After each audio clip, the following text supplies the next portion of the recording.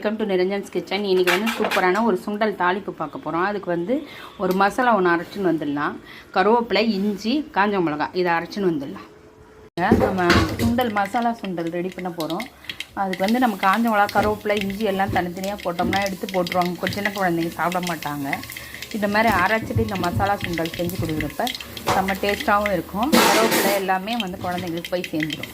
இப்போ இதுக்கு எண்ணெய் ஊற்றியாச்சு, கடுகு போட்டாச்சு. இப்போ நம்ம இதை வச்சுருக்க மசாலா இதை வந்து எண்ணெயில் போட்டு ஒரு வதக்கலாம்.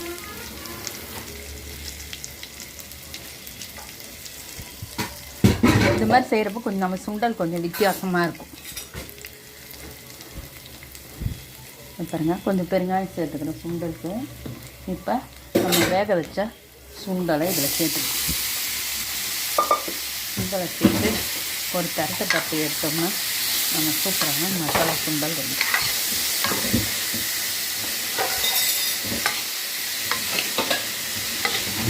இருங்க, நான் பெரட்டிட்டு வந்து உங்களுக்கு காமிக்கிறேன்.